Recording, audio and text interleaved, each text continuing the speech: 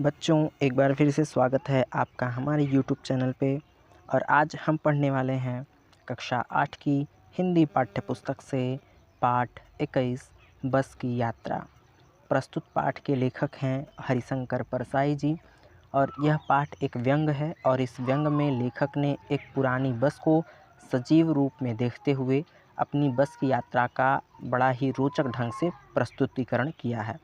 तो आज का हमारा यह पाठ है पाठ 21 बस की यात्रा, यूपी बोर्ड कक्षा 8 की हिंदी पाठ्य पुस्तक प्रज्ञा से पाठ 21। तो चलिए शुरू करते हैं आज का हम अपना पाठ, पढ़ते हैं और जानते हैं कि लेखक ने अपनी इस यात्रा में किन किन कठिनाइयों का सामना किया है। हम 5 मित्रों ने तय किया कि शाम 4 बजे की बस से चलें। पन्ना से इसी कंपनी की बस सतना के लिए घंटे भर बाद मिलती है, जो जबलपुर की ट्रेन मिला देती है। लेखक कहते हैं कि लेखक के साथ उनके 5 मित्र भी थे और हम शाम 4 बजे जो है उस बस से चलें, पन्ना से, जो कि चलती है, क्योंकि पन्ना से इसी कंपनी की बस चलती है जो सतना के लिए, सतना बच्चों मध्य प्रदेश में एक स्थान है, वहाँ का ये नाम प्रयोग किया गया। चूँकि लेखक जो है उनका जन्म जो है मध्य प्रदेश के जबलपुर में हुआ था, तो लेखक ने उन स्थानों का, उन जगहों का नाम लिखा है यहाँ पर। लेखक कहते हैं पन्ना से जो बस चलती है वो सतना के लिए घंटे भर बाद मिल जाती है, जो कि जबलपुर स्टेशन पे ट्रेन मिला देती है, अर्थात जबलपुर तक पहुंचा देती है, वहां से हमें ट्रेन मिल जाएगा। तो लेखक और उनके 5 मित्र पन्ना से सतना के लिए निकलते हैं। सुबह घर पहुंच जाएंगे। हम में से 2 को सुबह काम पर हाजिर होना था, इसलिए वापसी का यही रास्ता अपनाना ज़रूरी था। लेखक कहते हैं कि हम सुबह घर पहुंच जाएंगे और हम सभी मित्रों में से 2 मित्र ऐसे थे जिनको सुबह काम पर हाजिर होना था, इसलिए हमारे पास केवल यही एक रास्ता था कि हम इस शाम वाली बस से जाएं। लोगों ने सलाह दी कि समझदार आदमी इस शाम वाली बस से सफ़र नहीं किया करते। क्या रास्ते में डाकू मिलते हैं? नहीं, बस डाकिन है। लेखक कहते हैं कुछ समझदार लोगों ने हमें सलाह दी, हमें समझाया कि जो समझदार आदमी होते हैं वो इस शाम की बस से यात्रा नहीं करते, इससे सफ़र नहीं करते। लेखक ने प्रश्न किया, क्या रास्ते में डाकू मिलते हैं? जी नहीं, बल्कि बस ही डाकिन है। डाकिन शब्द स्त्रीलिंग है बच्चों, ये बस के लिए प्रयोग किया गया है। लेखक ने व्यंग किया है यहाँ पर, ये डाकू का स्त्रीलिंग है डाकिन। तो लेखक ने यहाँ बस के लिए प्रयोग किया कि वो बस ही डाकिन है, डाकू तो नहीं मिलते, अपितु वो बस ही डाकिन है।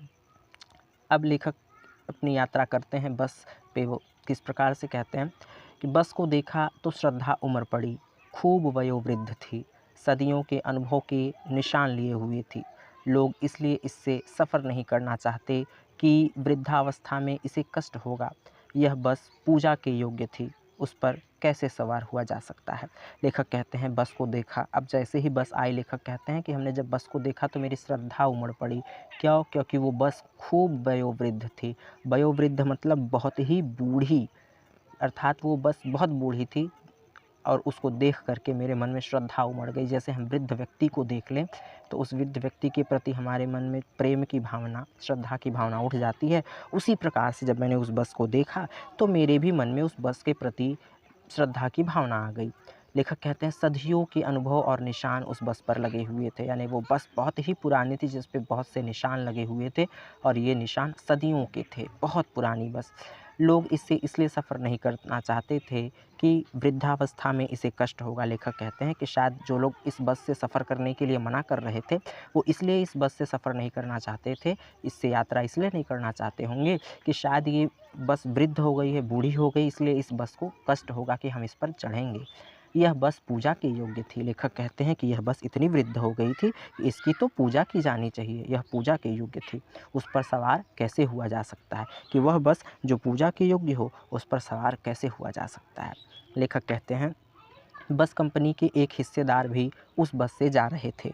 हमने उनसे पूछा, यह बस चलती भी है?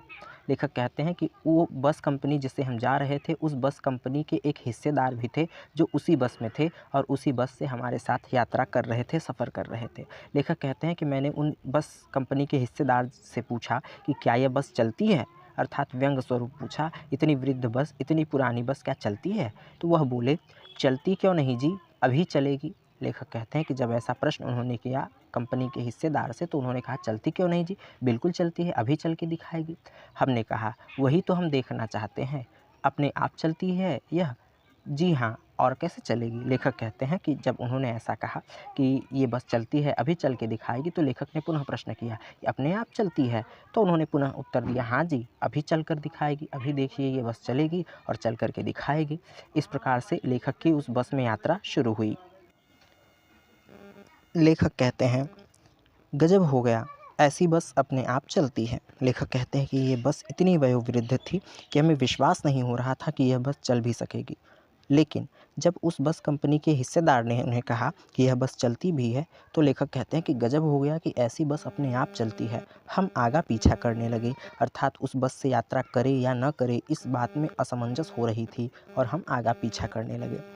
ऐसे डॉक्टर मित्र ने कहा, डरो मत, चलो, बस अनुभवी है, नई नवेली बसों से ज़्यादा विश्वसनीय है, हमें अपने बेटों की तरह प्यार से गोद में लेकर चलेगी। लेखक कहते हैं कि उसी में उन्हीं मित्रों में एक लेखक के डॉक्टर मित्र भी थे। उन्होंने कहा कि डरो मत, ये बस बहुत अनुभवी है, क्योंकि नई बसों से ज़्यादा जो है विश्वसनीय है और ये हमें बेटों की तरह, अर्थात एक माँ जैसे अपने बेटों को गोद में प्यार से लेकर चलती है, उसी प्रकार से ये बस भी हमें बेटों की तरह प्यार से गोद में लेकर चलेगी। और इस तरह से लेखक उस बस में यात्रा करने के लिए तैयार हो जाते हैं और लेखक की यात्रा शुरू होती है। लेखक कहते हैं, हम बैठ गए, जो छोड़ने आए थे वे इस तरह से देख रहे थे जैसे अंतिम विदा दे रहे हों। उनकी आंखें कह रही थी, आना जाना तो लगा ही रहता है, आया है सो जाएगा। लेखक कहते हैं, बैठे जैसे हम जैसे ही बस में बैठे तो जो लोग हमें छोड़ने के लिए आए थे वो हमें इस तरह से देख रहे थे मानो अंतिम विदाई दे रहे हों, अर्थात जैसे मृत व्यक्ति को, मरे हुए व्यक्ति को विदा किया जाता है, उसी तरह से वो हमें अंतिम विदाई दे रहे थे। और उनकी आंखें मानो ऐसा कह रही थी हमें कि आना जाना तो लगा ही रहता है, जो भी आया है सो जाएगा। राजा रंग फ़कीर, अर्थात चाहे राजा हो, चाहे भिखारी हो, चाहे फ़कीर हो, जो भी व्यक्ति इस संसार में आया है उसे जाना ही पड़ेगा। आदमी को कुछ करने के लिए एक निमित्त चाहिए, अर्थात इंसान को इस संसार से जाने के लिए तो केवल और केवल एक जो है बहाना चाहिए होता है, तो जो आया है सो जाएगा ही। इस प्रकार से वो उनकी आंखें हमें देखकर हमें ऐसा प्रतीत हो रहा था जैसे वो हमें अंतिम विदाई दे रहे हों। लेखक कहते हैं, इंजन सचमुच स्टार्ट हो गया, ऐसा जैसे सारी बस ही इंजन है और हम इंजन के भीतर बैठे हैं। लेखक कहते हैं, अब जैसे ही बस स्टार्ट हुई, इंजन शुरू हुआ, तो ऐसा लग रहा था कि सारी बस ही इंजन हो, पूरी बस हिल रही थी और ऐसा लग रहा था कि हम इंजन के भीतर बैठे हों। कांच बहुत कम बचे थे, जो बचे थे उनसे हमें बचना था। लेखक कहते हैं कि उस बस में जो शीशे थे, कांच, वो बहुत कम रह गए थे और जो बचे खुचे भी थे, अब उनसे हमें बचने की ज़रूरत थी। हम फ़ौरन खिड़की से दूर सरक गए कि वो जो कांच थे वो टूटे फूटे या सुव्यवस्थित न होंगे, इसलिए लेखक कहते हैं कि हम उससे बहुत जल्दी दूर खिसक गए। इंजन चल रहा था, हमें लग रहा था कि हमारी सीट के नीचे इंजन है। लेखक कहते हैं कि हमारी जब गाड़ी चली तो इंजन जब चल रहा था तो ऐसा प्रतीत हो रहा था कि जो इंजन है वो मानो हमारी सीट के नीचे ही रखा हुआ है। इस तरह से वो बस चल रही थी। बस सचमुच चल पड़ी और हमें लगा कि यह गांधी जी के असहयोग और सविनय अवज्ञा आंदोलनों के वक्त अवश्य जवान रही होगी। उसे ट्रेनिंग मिल चुकी थी, हर हिस्सा एक दूसरे से असहयोग कर रहा था। लेखक कहते हैं कि बस सचमुच चल पड़ी और हमें ऐसा लग रहा था कि जैसे ये जो बस है ये गांधी जी के ज़माने में असहयोग और सविनय अवज्ञा आंदोलन के वक्त से गुजर चुकी होगी। असहयोग आंदोलन और सविनय अवज्ञा आंदोलन, बच्चों, गांधी जी ने अंग्रेज़ों के प्रति जो आंदोलन चलाया था, लेखक ने उसका यहाँ पे वर्णन किया है कि ज़रूर जब गांधी जी ने ये आंदोलन चलाया होगा, सविनय अवज्ञा और जो है असहयोग आंदोलन, तब ज़रूर ये बस जवान हुई होगी। अब इस बस को बिल्कुल ट्रेनिंग मिल चुकी है, जिसकी वजह से इसका पूरा अंग एक दूसरे से असहयोग कर रहा है, यानी टायर और अन्य जो हैं, खिड़कियां हैं, दरवाजे हैं या सीट है, जितनी भी चीज़ें हैं वो एक दूसरे से असहयोग कर रही थी। पूरी बस सविनय अवज्ञा आंदोलन के दौर से गुजर रही थी। सीट का बॉडी से सहयोग असहयोग चल रहा था। कभी लगता सीट बॉडी को छोड़कर आगे निकल गई, कभी लगता कि सीट को छोड़कर बॉडी आगे भागी जा रही है। लेखक कहते हैं कि पूरी जो बस है वो सविनय अवज्ञा आंदोलन से गुजर रही थी। कभी कभी हमें ऐसा लगता है कि जो सीट है वो बॉडी अर्थात बस को छोड़कर आगे चली जा रही है, कभी बॉडी सीट को छोड़कर आगे निकल रहा है और कभी कभी तो ऐसा लगता है जो सीट है वो जो कभी-कभी ऐसा लगता है कि हम ही सीट को छोड़कर बॉडी आगे ही भागी जा रही है। अर्थात पूरा जो बस का स्ट्रक्चर था वो अस्त-ध्वस्त हो चुका था और लेखक उस बस में यात्रा कर रहे थे। 8-10 मील चलने पर सारे भेदभाव मिट गए। लेखक कहते हैं लगभग 8-10 मील जब हम चले तो सारा भेदभाव, जो मन में प्रश्न था, संशय था, सब मिट गया। यह समझ में नहीं आ रहा था कि सीट पर हम बैठे हैं या सीट हम पर बैठी है। लेखक कहते हैं कि बस जिससे वे यात्रा कर रहे थे उसका प्रत्येक हिस्सा इस प्रकार से अस्त-व्यस्त, इस प्रकार से हिल रहा था कि लेखक को समझ ही नहीं आ रहा था कि हम सीट पर बैठे हैं या सीट हम पर बैठी हुई है। अर्थात लेखक के कहने का आशय है, लेखक ने यहाँ व्यंग किया है और व्यंग के द्वारा बताया है कि वो जो व्यस्त थी बस थी, वो बिल्कुल जो है वयोवृद्ध हो चुकी थी, उसका एक-एक हिस्सा बिल्कुल हिल रहा था और लेखक ये नहीं समझ पा रहे थे कि वो बस पर बैठे हैं या सीट पर बैठे हैं या सीट उन पर बैठी है। लेखक कहते हैं एकाएक बस रुक गई। मालूम हुआ कि पेट्रोल की टंकी में छेद हो गया है। ड्राइवर ने बाल्टी में पेट्रोल निकालकर उसे बगल में रखा और नली डालकर इंजन में भेजने लगा। लेखक कहते हैं एकाएक यात्रा कर ही रहे थे, बस चल ही रही होती है कि तभी बस रुकती है और जब बस रुकी तो कारण पता करने पर पता चला कि बस की जो पेट्रोल टंकी है जिसमें पेट्रोल डाला जाता है उस टंकी में छेद हो गया है। लेखक कहते हैं कि ड्राइवर जो था उसने बाल्टी में पेट्रोल निकाला और एक नली की सहायता से वो इंजन में भेजने का काम करने लगा। लेखक कहते हैं अब मैं उम्मीद कर रहा था कि थोड़ी देर बाद बस कंपनी के हिस्सेदार इंजन को निकालकर गोद में रख लेंगे और उसे नली से पेट्रोल पिलाएंगे, जैसे माँ बच्चे के मुंह में दूध की शीशी लगाती है। लेखक कहते हैं कि अब मुझे यकीन हो गया, ये भी थोड़ी देर में जो बस कंपनी के हिस्सेदार हैं वो इस इंजन को निकाल करके गोद में रख लेंगे और जो नली से पेट्रोल पिला रहे हैं इस प्रकार से पिलाएंगे जैसे माँ बच्चे को दूध की शीशी में दूध पिलाती है, इस प्रकार से। तो लेखक ने व्यंग किया है कि ऐसा लग रहा था जैसे माँ बच्चे को अपने गोद में लेकर के दूध पिलाती है, वैसे ही बस कंपनी के हिस्सेदार अब इस इंजन को अपने गोद में रखेंगे और एक बच्चे की तरह पेट्रोल पिलाना शुरू करेंगे। लेखक कहते हैं बस की रफ्तार अब 15 मील हो गई थी। मुझे उसके किसी हिस्से पर भरोसा नहीं था। ब्रेक फेल हो सकता है, स्टीयरिंग टूट सकता है। प्रकृति के दृश्य बहुत लुभावने थे। लेखक कहते हैं बस की रफ्तार अर्थात अब 15-20 मील हो गई थी, अर्थात जो बस थी वो अब 15 से 20 मील की दूरी तय कर चुकी हुई थी। अब मुझे बस के किसी हिस्से पर कोई भरोसा नहीं था, बल्कि कभी भी ब्रेक फेल हो सकता है या कभी भी स्टीयरिंग टूट सकता है। स्टीयरिंग बच्चों जो गोल हैंड होता है जिससे घुमाया जाता है बस को, उसे स्टीयरिंग कहते हैं। कभी भी ब्रेक फेल हो सकता है, स्टीयरिंग टूट सकता है, कुछ भी हो सकता है। प्रकृति के दृश्य बहुत लुभावने थे। दोनों तरफ हरे भरे पेड़ थे जिन पर पक्षी बैठे थे। मैं हर पेड़ को अपना दुश्मन समझ रहा था। जो भी पेड़ आता डर लगता कि उससे बस टकराएगी, वह निकल जाता तो दूसरे पेड़ का इंतज़ार करता। लेखक कहते हैं कि दोनों तरफ बहुत ही प्रकृति के लुभावने दृश्य, मन को प्रसन्न करने वाले दृश्य दिखाई दे रहे थे। जब भी कोई पेड़ आता दोनों तरफ हरे भरे पेड़ थे जिन पर पक्षी बैठे हुए थे। लेखक कहते हैं मैं हर पेड़ को अपना दुश्मन समझ रहा था। जब भी कोई पेड़ आता तो मैं समझता कि बस इससे टकराएगी और जब वह निकल जाता तो दूसरे पेड़ का इंतज़ार करने लगता। लेखक कहते हैं झील दिखती तो सोचता कि इसमें बस गोता लगा जाएगी। लेखक कहते हैं जब कोई झील दिखाई देती तो मुझे ऐसा प्रतीत होता, मुझे ऐसा भ्रम होता कि ज़रूर अब इस झील में बस डूब जाएगी, गोता लगा लेगी। एकाएक फिर बस रुकी। ड्राइवर ने तरह तरह की तरकीबें की पर वह चली नहीं। सविनय अवज्ञा आंदोलन शुरू हो गया था।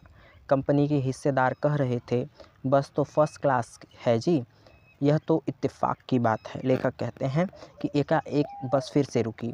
ड्राइवर ने तरह तरह की तरकीबें की, अर्थात कई तरह से उसे स्टार्ट करने का, उसे शुरू करने का प्रयास किया, लेकिन बस शुरू नहीं हुई।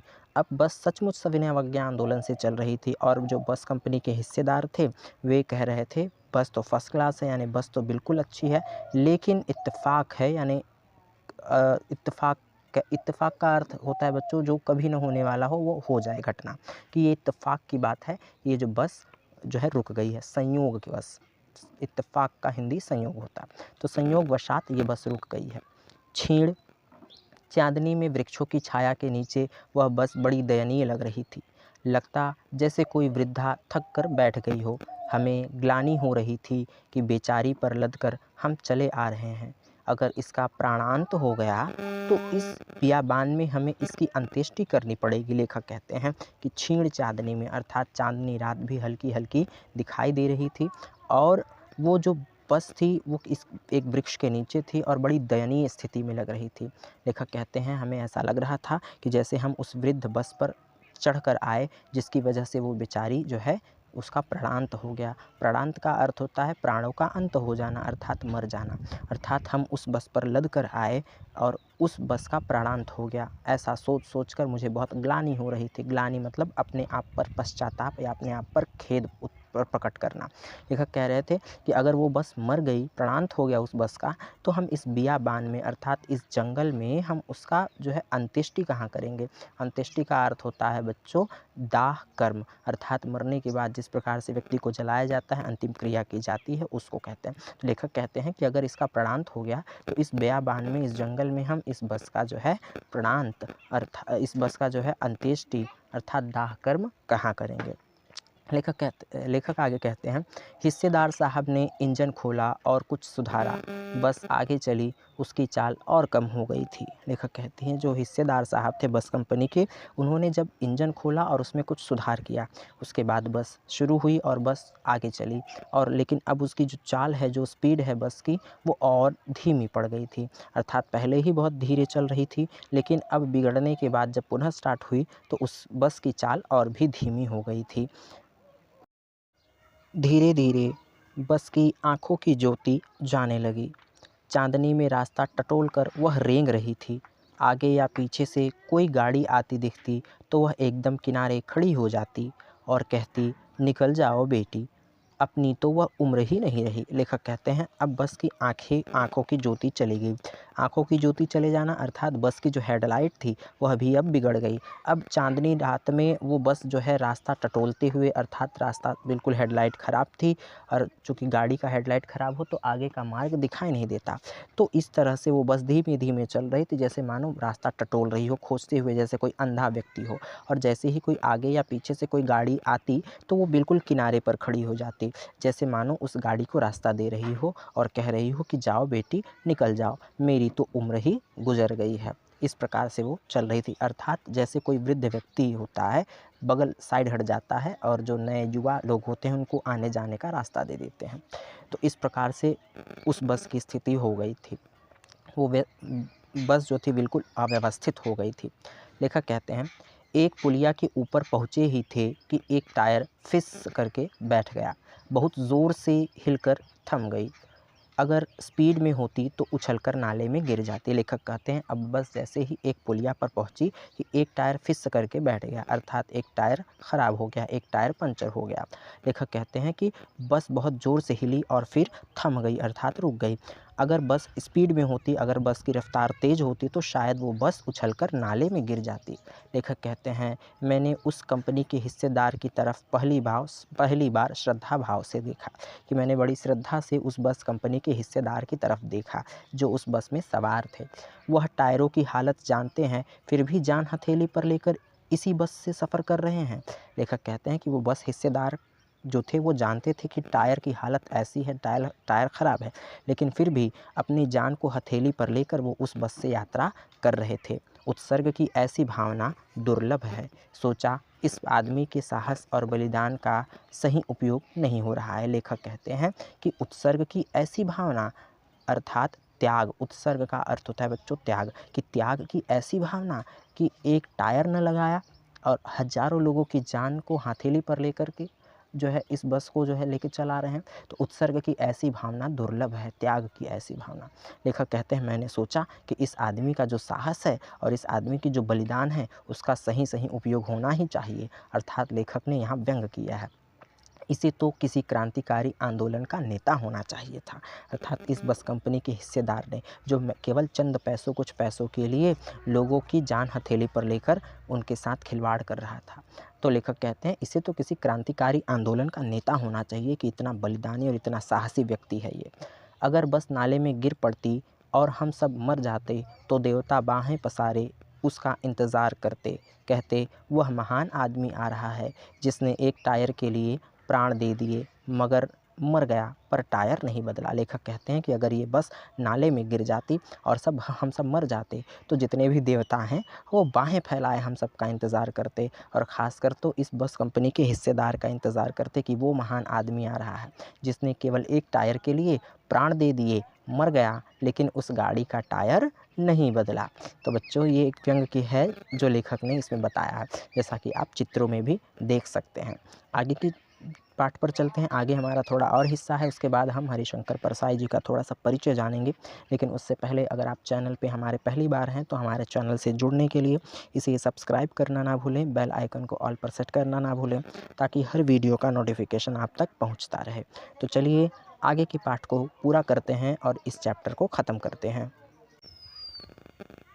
अपनी यात्रा को आगे ले चलते हुए लेखक कहते हैं, दूसरा घिसा टायर लगाकर बस फिर चली। हम अपने वक्त पर पन्ना पहुंचने की उम्मीद छोड़ दी थी। पन्ना क्या, कहीं भी कभी भी पहुंचने की उम्मीद छोड़ दी थी। लगता था ज़िंदगी इसी बस में गुजारनी है और इससे सीधे उस लोक को प्रयाण कर जाना है। इस पृथ्वी पर उसकी कोई मंजिल नहीं। लेखक कहते हैं कि अब उस बस में दूसरा घिसा हुआ टायर लगा दिया गया और वो बस फिर से चलने लगी, और अब हम सब वक्त पर पन्ना अर्थात समय पर उस स्थान पर पहुंचने की उम्मीद छोड़ चुके थे। लेखक कहते थे कि पन्ना क्या, हमने कहीं भी पहुंचने की उम्मीद छोड़ दी थी। ऐसा लग रहा था कि जो हमारी ज़िंदगी है अब वो इसी बस में गुजर जाएगी और इस पृथ्वी से सीधे हम उस लोक को प्रयाण अर्थात उस लोक को प्रस्थान कर जाएंगे, उस संसार में पहुंच जाएंगे अर्थात मृत्यु लोक में पहुंच जाएंगे। इस पृथ्वी पर उसकी कोई मंजिल नहीं। हमारी बेताबी तनाव ख़त्म हो गए। हम बड़े इत्मीनान से घर की तरह बैठ गए। चिंता जाती रही, हंसी मजाक चालू हो गया। लेखक कहते हैं कि अब हमारी जितनी भी बेताबी थी, बेताबी अर्थात बेचैनी, वो सब ख़त्म हो गई। हमारा सारा तनाव भी, टेंशन भी, सब कुछ ख़त्म हो गया कि हम घर सही सलामत पहुँचेंगे या नहीं पहुँचेंगे। अब हम बड़े इत्मीनान से अर्थात हम बड़े ही शांति से, बड़े ही चैन के साथ, बड़े ही आनंद से बैठ गए, इत्मीनान के साथ, और हम ऐसे बैठ गए जैसे घर पर बैठे हों, और हमारी चिंता जाती रही और हमारा हंसी मजाक चालू हो गया। और इस तरह से लेखक की जो बस की यात्रा थी समाप्त हुई। तो बच्चों, आज का हमारा ये पाठ था कक्षा 8 की प्रज्ञा से पाठ 21 बस की यात्रा। लेखक थे हरिशंकर परसाई जी। हरिशंकर परसाई जी का परिचय दिया हुआ है नीचे, हम थोड़ा सा इनका परिचय जान लेते हैं। हरिशंकर परसाई अपने समय के एक बहुत ही यथेष्ट व्यंग्यकार रहे हैं। हरिशंकर परसाई जी का जन्म सन 1924 को मध्य प्रदेश के होशंगाबाद जिले के जमानी नामक गांव में हुआ था। ये हिंदी के प्रसिद्ध व्यंग्यकार हैं। अपने यथार्थमूलक व्यंग्य में इन्होंने भ्रष्टाचार, स्वार्थ, घूसखोरी आदि पर चुटीली भाषा में चोट की है। पगडंडियों का ज़माना जैसे उनके दिन फिरे, सदाचार का ताबीज़, निठल्ले की डायरी, तट की खोज आदि इनकी प्रसिद्ध पुस्तकें हैं। इन्हें साहित्य अकादमी पुरस्कार से भी सम्मानित किया गया है। इनका देहावसान 10 अगस्त सन 1995 को जबलपुर में हो गया था, अर्थात 10 दिसंबर 1995 को जबलपुर में इनका निधन हो गया। तो बच्चों, ये कुछ पाठ के शब्दार्थ दिए हैं, हम इन शब्दार्थों को जान लेते हैं। जैसे निमित्त दिया है, निमित्त का अर्थ होता है साधन या कारण। डाकिन अर्थात डाकू का स्त्रीलिंग कर दिया गया है जो कि बस के लिए प्रयोग किया गया है। वयोवृद्ध का अर्थ होता है बड़ा बूढ़ा। रंक अर्थात धनहीन, गरीब। ग्लानि अर्थात अपने किसी कार्य पर उत्पन्न खेद या पश्चाताप। गोता अर्थात डुबकी लगाना। कूच करना यानी जाना। इत्तेफाक अर्थात संयोग से। बियाबान अर्थात निर्जन स्थान पर। अंत्येष्टि अर्थात दाह कर्म। प्रयाण मतलब प्रस्थान करना। बेताबी अर्थात बेचैनी। फ़कीर अर्थात संसार का त्यागी। क्षीण अर्थात घटा हुआ जो कम हो गया हो। उत्सर्ग अर्थात त्याग या छोड़ना, और बेताबी का अर्थ होता है बेचैनी। तो बच्चों, आज का हमारा पाठ यहीं पे समाप्त होता है। कक्षा 8 की हिंदी पाठ्य पुस्तक से पाठ 21 बस की यात्रा। लेखक थे हरिशंकर परसाई जी।